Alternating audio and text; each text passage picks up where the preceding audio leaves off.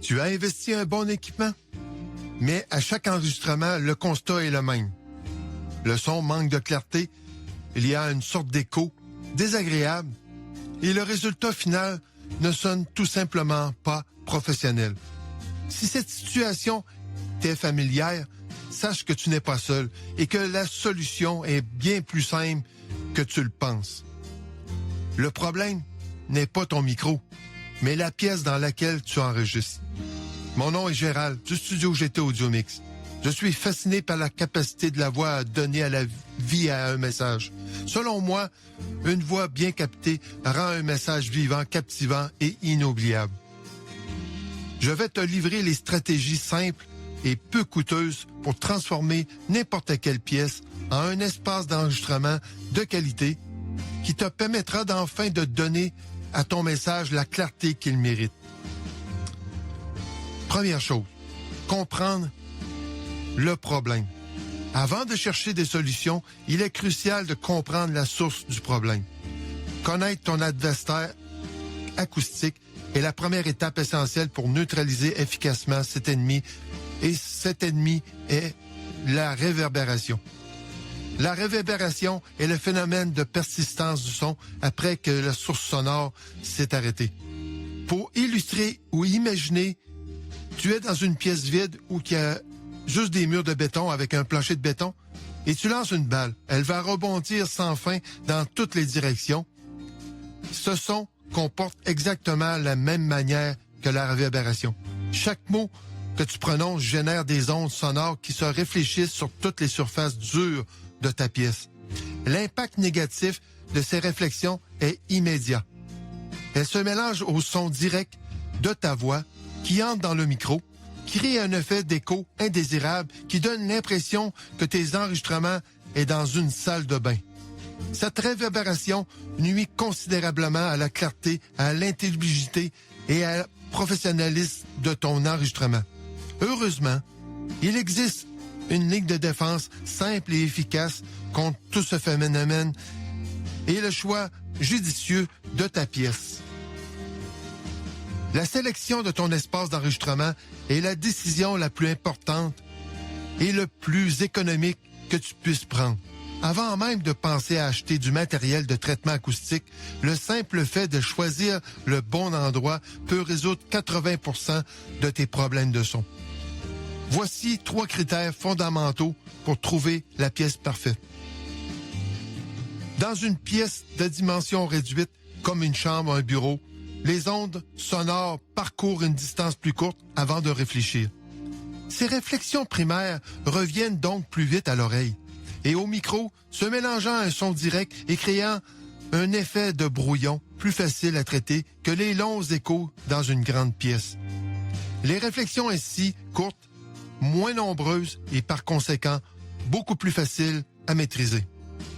Deuxième chose, une pièce bien remplie est ton ami.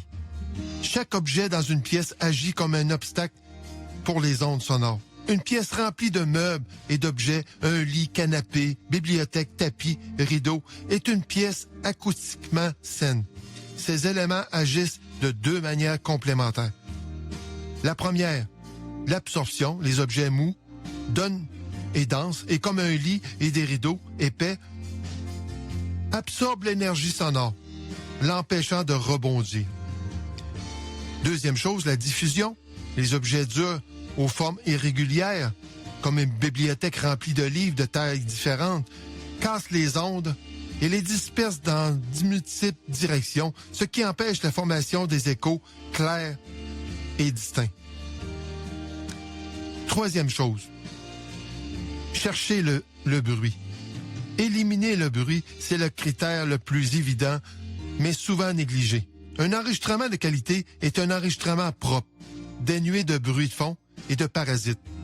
Choisis un endroit très silencieux, loin des sources de bruit extérieures comme les routes passantes ou intérieures comme les appareils électroménagers bruyants. Un silence total est une toile de fond indispensable sur laquelle ta voix pourra s'exprimer pleinement. Une fois que tu as identifié une pièce qui répond à 3 critères, confirme tes choix avec un test simple. Assis-toi à l'endroit où ce que tu prévois placer ton micro est enregistré et claque vivement des mains. Écoute attentivement. Si tu entends une traînée sonore ou une résonance qui flotte dans l'air, c'est signe de réverbération. Mais si le son est court et sec, tu es dans la bonne voie. Ton écho est perceptible. Il est temps d'optimiser avec quelques astuces de traitement. La première astuce simple et radicale que je te conseille, ça peut faire peur, mais c'est simple au fond. Ça t'oblige à pas avoir une image d'un studio professionnel. C'est plutôt simplement d'ajouter des éléments absorbants dans ta pièce pour tuer les dernières réflexions sonores. Cette démarche peut être réalisée de manière simple et créative, très économique, en utilisant des objets quotidiens. Construis une forteresse pour empêcher les réflexions. Ton objectif est de couvrir les surfaces dures, murs, sols et fenêtres avec des matériaux mous et denses. Voici quelques solutions. Des rideaux épais, pesants. Optez pour des rideaux lourds, idéalement des modèles thermiques à double paroi qui sont d'excellents absorbeurs sonores. Des couvertures des couettes, des couvertures de déménagement robustes et abordables peut être suspendues temporairement sur les murs pour absorber une quantité phénoménale de réverbération. Des tapis épais au sol est non négociable. Il occupe l'une des plus grandes surfaces réfléchissantes de la pièce, le plancher. La magie du garde-robe. Voici sans doute le conseil le plus efficace et le moins cher que tu puisses appliquer. Ouvre une porte de garde-robe et place ton micro près du placard rempli de linge. Tu positionnes, tu diriges ton micro directement et tu t'enregistres. Pourquoi cette méthode est-elle efficace? L'accumulation de textiles forme une masse dense et irrégulière qui piège les réverbérations. Les multiples couches de tissu de densité des formes variées agissent comme un piège et le son est quasi parfait. L'énergie sonore y pénètre, mais ne trouve pas de surface plane et dure pour rebondir. Ce qui fait que ton micro capte le son direct de ta voix seulement. De nombreux professionnels de la voix off utilisent cette technique pour obtenir un son de studio parfait, même en déplacement. Cette solution, bien que simple, apporte une amélioration radicale à la qualité de tes enregistrements et elle te permet d'éliminer les réflexions indésirables sans te ruiner. En conclusion, retiens l'essentiel. La qualité de ton son dépend avant tout de ta pièce. En choisissant le bon espace et en le traitant intelligemment avec les moyens du bord, tu prends le contrôle de ton acoustique. Mon conseil final est simple. Ne vise pas la perfection inaccessible qui pourrait paralyser tes enregistrements, mais vise plutôt l'amélioration tangible et professionnelle. Utilise l'astuce du garde-robe, construis une forteresse de couettes, de rideaux, de couvertures, de déménagement et de tapis. En appliquant ces stratégies, tu feras un bond géant et tu donneras à ta voix le son clair et percutant qu'elle mérite. Pour aller plus loin, télécharge gratuitement mon guide « Comment enregistrer sa voix facilement » en cliquant sur mon site studiogtaudiomix.com. studiogtaudiomix.com, tu pourras prendre mon guide gratuit de comment enregistrer sa voix facilement. Et reste à l'écoute.